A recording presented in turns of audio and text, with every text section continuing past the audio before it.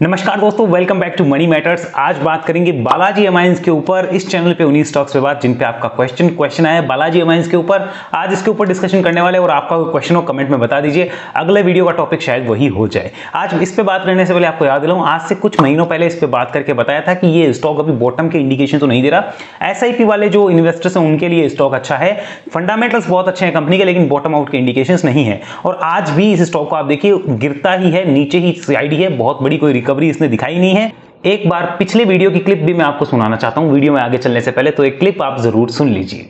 फिलहाल कितना भी नीचे आ सकता है, इमीडिएट जो सपोर्ट है वो 2000 है और ये रेंज है 1600 से 2000 की रेंज। इसमें स्टॉक कहीं भी आ सकता है, मुझे नहीं पता बॉटम कहां है, तो बॉटम तो फिलहाल नहीं बना, ये आपको क्लियर हो गया होगा। ऊपर में 2800 के ऊपर स्टॉक बढ़िया है, नीचे में 1600 से 2000 तक आ सकता है, लेकिन क्या वहां बॉटम होगा ये भी कहना मुश्किल है। इसलिए बड़ा पैसा नहीं लगाया जाना चाहिए। मैं आपको सीधा लिख देता हूं, क्या बड़ा पैसा लगाए?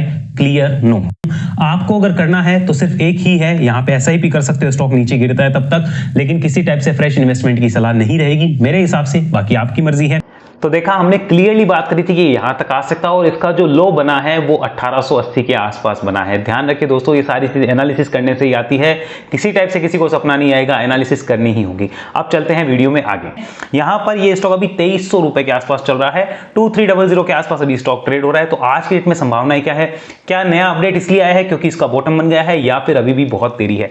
करते हैं इस वीडियो में डिस्कशन, लेकिन सबसे पहले ध्यान रखिए किसी टाइप से आपको बाय सेल होल्ड की रिकमेंडेशन नहीं है, सिर्फ और सिर्फ हम डिस्कशन कर रहे हैं कि एज अ बायर ट्रेडर और इन्वेस्टर हमारे पास ऑप्शंस क्या क्या है, हम क्या क्या कर सकते हैं, हमारे पास प्लानिंग क्या क्या है, वो हम बात कर रहे हैं इस चार्ट को लेकर। सबसे पहले आप कंपनी का यहां पर आप देख सकते हो डाटा चल रहा है कंपनी का। अगर आप डाटा देखेंगे कंप्लीटली तो पता चलेगा अभी जो करेक्शन आ चुका है वो करेक्शन हो चुका है 64% का। और अगर इससे पहले की मैं बात करूं कोविड या उससे पहले के करेक्शंस, तो वो मैं आपको दिखाऊं तो देखिए वहां पे स्टॉक 74% 2018 से लेकर 2020 तक गिरा था। मिड स्मॉल में बहुत गिरावट आई थी 18 के बाद में, तो उसमें ये गिरा था 74%। और उससे पहले 2013 के अंदर एक करेक्शन दिख रहा है, वो 57% का स्टॉक का मुझे नजर आ रहा है। मैंने लास्ट 3 बड़े करेक्शन देखे तो 60-70% गिरना नॉर्मल बात है, कोई बड़ी बात नहीं अपने हाई से। अब ये स्टॉक ट्रेड कर रहा है 2370 पे, ये देखिए 64%। ये जो आपको दिख रहा है करेक्शन बड़ा वाला अपने हाई से हुआ है, ये हो गया है, लेकिन ये क्यों हुआ है और इसके बाद में क्या कंपनी के फंडामेंटल खराब है वो चेक करते हैं। तो 1 मिनट के लिए मैं फंडामेंटल एनालिसिस भी आपके सामने करना चाहूंगा, थोड़े से डाटा प्रेजेंट करता हूं। यहां पे सबसे पहले इसकी मार्केट कैप 7000-8000 करोड़ की मार्केट कैप है। स्टॉक का पी फेयर है 23 के आसपास है। आरओसी 39 है, बहुत अच्छा है। आरओई 23 बहुत अच्छा। प्रोमोटर्स की होल्डिंग 53% अच्छी मानी जाएगी। डेट फ्री कंपनी है। ईपीएस 100 रुपीज का है, अच्छा है। और यहाँ पे प्रॉफिट की ग्रोथ माइनस में 11% रही है थोड़ी बहुत, जो कि नेगेटिव है। Free cash flow 320 crore, market cap to sales 3.27 and PG ratio 1 का है, जो कि फेयर वैल्यू दिखाता है कंपनी को। अगर पिछले 5 साल का मैं एवरेज पी भी देखना चाहूँ तो वो 21 का है, जिसमें मुझे कोई दिक्कत नहीं है। अब आज हम 23 पे चल रहे हैं तो कोई तकलीफ हमें नहीं होनी चाहिए। बात कर लेते हैं क्वार्टर रिजल्ट की। तो मार्च 2020 से देखिए क्वार्टर रिजल्ट को 258 करोड़ की सेल्स और 30 करोड़ का प्रॉफिट था मार्च 2020 में। आज 471 करोड़ की सेल्स और 55 करोड़ का प्रॉफिट है। अब इसमें हुआ क्या है वो आपको बताने से पहले ध्यान रखिए, पिछले सितंबर 2021 से लेकर मार्च 2023 तक के सारे क्वार्टर्स को देखिए, सबसे गंदा रिजल्ट मार्च 2023 का है। अब लोगों को क्या लगता है कि अब रिजल्ट खराब है अब शेयर गिरना चाहिए? अरे वो हो चुका है प्राइस में पहले ही एडजस्ट, क्योंकि हर चीज चार्ट पे पहले आती है, उसको समझना होता है। और जब रिजल्ट खराब आ रहे हो और अगर चार्ट बुलिश हो रहे हो तो समझना चाहिए बॉटम डन होने वाला है। रिजल्ट खराब हो, चार्ट बुलिश हो रहे हो तो बॉटम डन होने के संकेत आ जाते हैं, वो हम चार्ट पे चर्चा करेंगे। लेकिन रिजल्ट सबसे खराब आया है, पिछले 7-8 क्वार्टर में सबसे खराब रिजल्ट है। सबसे कम प्रॉफिट इस कंपनी ने पोस्ट किया है।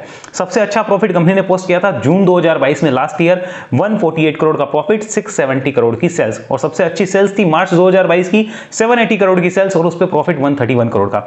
राइट नाउ कंपनी 20% का मार्जिन मेंटेन कर रही है, बीच में 30-31% के मार्जिन हुए थे, मतलब 22 से 25% का एवरेज मार्जिन कंपनी मेंटेन करती है। हमें पता होना चाहिए, इस चीज की जानकारी होनी चाहिए। फंडामेंटली कहीं खराब नहीं दिखता। हाँ, रिजल्ट बेकार है, बट ये अगर चार्ट बुलिश है तो रिजल्ट पॉजिटिव होगा, देख लीजिएगा। आगे चलते हैं। पी&एल की बात करें तो पिछले आप कई सालों के पी&एल को देखिए। मार्च 2012 में कंपनी 447 करोड़ की सेल्स करती थी और आज की डेट में 2300 की ऊपर की कंपनी सेल्स करी है, 2300 करोड़ से ऊपर की सेल्स, और प्रॉफिट नेट प्रॉफिट 400 करोड़ से ऊपर का है। तो ये अपने आप में एक गजब साइन है। और यहां पर अगर मैं बात कर लूं पिछले कई सालों से, तो आप देखिए पिछले 3 साल से 200 400 करोड़ के प्रॉफिट आ रहे हैं पिछले 3 साल के, तो मुझे बड़ा अच्छा इंडिकेशन लगता है। ग्रोथ की बात कर ले अगर सेल्स ग्रोथ की, तो कंपनी की 10 साल की ग्रोथ देखिए अच्छी है, प्रॉफिट की ग्रोथ भी काफी अच्छी है, स्टॉक प्राइस सीएजीआर काफी अच्छा है, लेकिन ये मेंटेन नहीं रहते, इसलिए स्टॉक कंसोलिडेट होते हैं और गिरते हैं, तो वो हो रहा है अभी। रिटर्न ऑन इक्विटी काफी अच्छा माना जाएगा, मुझे इस कंपनी में कोई दिक्कत नहीं लगती, बहुत बढ़िया फंडामेंटल है। लेकिन चार्ट पे अलग बात करेंगे।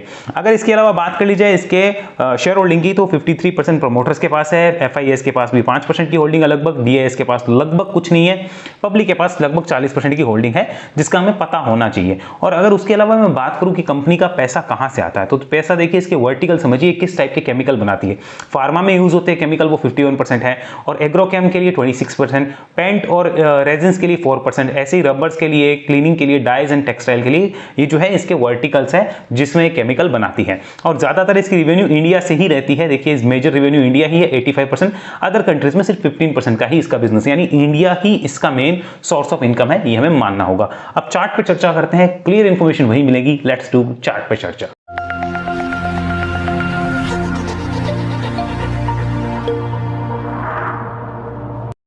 बालाजी अमाइंस का अब हमें चार्ट दिख रहा है। यहां पर अगर हम देखें तो हमने बात करी है कि कितने परसेंट स्टॉक गिरता है, मैं इन सब चीजों को मिटाता हूं। यहां पर वीकली चार्ट हमने खोला, वीकली चार्ट पे आप समझ लीजिए स्टॉक के लिए मेजर हर्डल अब ये लेवल हो गया है, जो कि है लगभग 2550 रुपए का, 2550 मेजर हर्डल है। इसके ऊपर स्टॉक में एक अच्छी हमें अपसाइड के इंडिकेशंस आ सकते हैं, ध्यान रखिए संभावना है, गारंटी नहीं है, इस बात का ध्यान रखिएगा। लेकिन सबसे मेन हर्डल इस कंपनी के लिए कौन सा होगा, वो लाइन में आपके सामने यहां पे लगाना चाहता हूं, वो अराउंड 2700 का सबसे मेन हर्डल होने वाला है, क्योंकि इस लेवल पे देखिए बहुत बड़े सपोर्ट रह चुके हैं। इसको काटने पे ही एक मेजर ट्रेंड रिवर्सल का पॉइंट हमें मिलेगा बालाजी अमाइंस में। हालांकि छोटी बुलिशनेस जो है वो 2550 के ऊपर मिलेगी, बट 2700 के ऊपर ही एग्जैक्ट ट्रेंड रिवर्सल होगा, ये हमें माइंड में रखना चाहिए, उस हिसाब से डिसीजन लेना चाहिए। अगला चलिए यहां पे अगर मैं मंथली चार्ट कन्वर्ट करूं, have a look at the monthly chart, तो यहां पर हम बात कर सकते हैं कि पिछले 4 महीने से स्टॉक देखिए इस रेंज के अंदर कंसोलिडेट हो रहा है, 4-5 महीने से। तो इसमें भी हमें पता चल रहा है कि जो 2550 का लेवल है यही इंपॉर्टेंट है, इसके कटने पे ही हम कुछ पॉजिटिव संकेत की तरफ जा सकते हैं। हालांकि 2000 के आसपास एक बेस बना हुआ है, यहां पे पॉजिटिव संकेत आए, बट वो बहुत पॉजिटिव नहीं है, उसके लिए 2550 कटना बहुत इंपॉर्टेंट है। और जिनकी एसआईपी चल रही है उसको देखो वैसे ही कोई टेंशन नहीं है, उनको टेंशन है जो वन टाइम बाय करते हैं या फिर थोड़ा थोड़ा पैसा करके, मतलब 50-50% करके अगर इन्वेस्ट कर रहे हैं, या यहां पे बाय करके बस ये चाहते हैं कि स्टॉक नीचे ही ना आए, तो उनको चिंता होगी। तो ये वीकली मंथली चार्ट पे हमने देखा कि एक बहुत बड़ा जो यहां पे रन आया था, उसके बाद में स्टॉक देखिए यहां पे पोज ले रहा है, पहले यहां पे पोज लिया, फिर ब्रेकडाउन किया, अब यहां पे ले रहा है। तो अगर 2700 काटता है तो ही अल्ट्रा जो हम कहते हैं ना कि बुलिशनेस, वो में उसके ऊपर देखने को मिलेगा ट्रेंड रिवर्सल पॉइंट। लेकिन 2550 के ऊपर भी हल्का बुलिश हो जाएंगे और ट्रेड की अपॉर्चुनिटी भी मिलेगी। वो कैसे मिलेगी वो मैं डेली चार्ट पे आपको दिखाना चाहता हूं। Have a look at the daily chart and I have also placed here 200 EMA। यहां पर इसको ध्यान से देखिए, अब स्टॉक जो है वो 200 EMA के नियर अबाउट आने को तैयार हो चुका है और यहीं पे स्टॉक अभी झूला झूल रहा है। तो अगर इसको काटता है तो एक ट्रेडिंग अपॉर्चुनिटी बनेगी, जहां पर ये लेवल कटने के बाद 2380 का एक बड़ा सपोर्ट होगा, जो ट्रेडर्स के लिए शायद स्टॉप लॉस का काम कर सकता है अगर कोई ट्रेडिंग करता है तो अपने फाइनेंशियल एडवाइस से पूछ के। तो ये 2380 का एक बड़ा सपोर्ट होगा और ऊपर में 2700 और उसके बाद में 2800 और 3000 के लेवल भी आ सकते हैं अगर इसके ऊपर निकलता है तो। लेकिन फिलहाल अभी की सिचुएशन को आप ध्यान से समझिए। मैं चलिए इसको जूम करता हूं, यहां देखिए अभी निकला नहीं है, यहां पर बार बार मेजर रिवर्सल्स आ रहे हैं और इस रेंज से इसको फेंका जा रहा है। तो हमें ध्यान रखना होगा, अभी ट्रेड एक्टिवेशन नहीं हुआ है, वो इस लेवल के ऊपर होगा। अगर कोई पहले एंट्री लेता है तो उसकी मर्जी है, लेकिन अभी ट्रेड एक्टिवेशन नहीं हुआ, अभी तो 2380 के भी नीचे चल रहा है, ये भी हमें ध्यान रखना होगा। और स्टॉक के लिए नीचे में इंपॉर्टेंट जो सपोर्ट रहेगा वो यहां पर मैं आपके सामने वीकली चार्ट करके लगाना चाहूंगा और वीकली चार्ट पे भी कुछ इंटरेस्टिंग दिखाना चाहूंगा। देखिए सबसे इंपॉर्टेंट सपोर्ट यहां पर इसके लिए रहने वाला है, ये जो बॉटम, वो बॉटम बना है 1880 का। ये जो बॉटम है ये है 1880 का, इसके नीचे स्टॉक में हमें शायद और गिरावट देखने को मिल सकती है और ऐसा संभव भी है। अब आइए हम आगे बात करते हैं। आगे बात करने से पहले जरा इसको ध्यान से आप देखिए।